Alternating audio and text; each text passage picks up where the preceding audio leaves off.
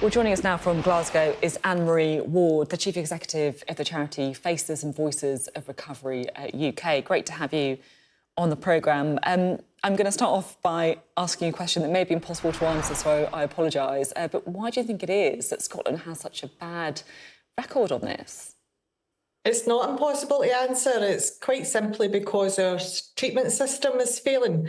We have a very different treatment system to other parts of the UK, which primarily only focuses on important and necessary harm reduction interventions, but it does not help people get free from dependency. So it's an easy question to answer, and it's a failed policy, and it's now that our drug services in Scotland are no longer fit for purpose. Can you just explain exactly what that means? So you're effectively saying that the treatment system needs to help free people from dependency. What does this mean? Well, what it means is when, someone approaches drug and alcohol services, they ask to get help with their addiction and they ask to get free from their addiction. And unfortunately, in Scotland, the most of our investment goes on substitute prescriptions. So that is not helping people get free from dependency. That's substituting one drug for another, which in the initial stages can be helpful. But to continue to do that for 20, 30, and in some cases 40 years, that's an ethical humanitarian disaster, and it's catastrophic in Scotland, and it's because our treatment system is failing. It has no real recovery focus, it has no real investment in recovery services, and it's quite simply disgusting. So what kind of things should be offered then? Is it things like counselling, for example, to help people get through those difficult stages when you are giving up drugs or trying to? Well, first and foremost, if someone's dependent on a substance, they have to be detoxed, and they have to have then go on to learn to deal with whatever trauma, as it often is, that was, made them dependent in the first place. And then, services that can support them to live free and, free from dependency, and obviously services that can help them learn to live clean and sober. And there are many free services in the community that do that. For instance, the Anonymous Fellowships are very good at helping people do that. But for some people, they do need a medical detox, particularly with the drugs that we're seeing in the UK now. Like, it's very harmful to try and come off these drugs on your own. In fact, you can die if you do so. So the detox services and having services that focus on help people get off drugs, this isn't rocket science, but unfortunately we've been educated out of our instincts on this issue, and many of our so-called experts tell us that we have to be on substitute prescriptions for the rest of our life rather than getting clean and sober.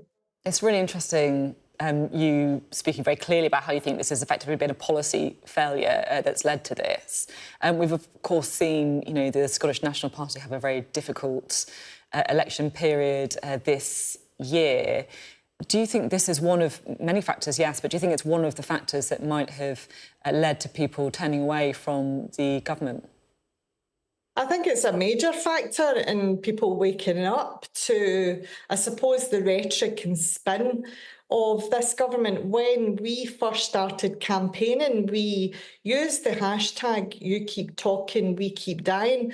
But unfortunately, 5 years now after the Scottish Government declared an emergency and did very little over those years to change policy or practice or investment in real services, we are now using the hashtag "You keep lying, we keep dying," because the spin is so incredibly Orwellian and it gets more and more exaggerated every year. We had a minister this morning saying that we're making progress, when the math clearly says we've had a 12% rise, a 25% rise in Glasgow alone. That is just, is beyond rhetoric and spin. That is lies.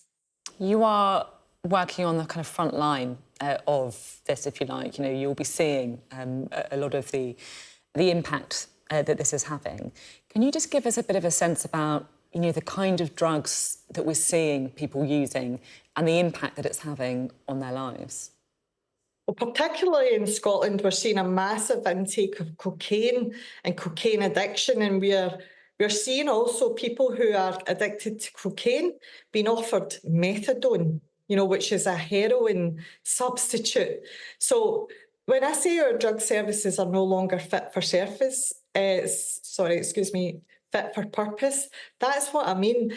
We only have that one tool in our tool bag in drug services, which is substitute prescriptions for heroin addiction. And Scotland has a major cocaine problem. We use the most cocaine per head of population in the world, and we're offering people methadone for that. That is just, why that's not a worldwide scandal, I will never know, but that is what's happening in Scotland. Thank you. It's been really interesting to talk to you this morning. Thanks very much for coming on Sky News. Thank you.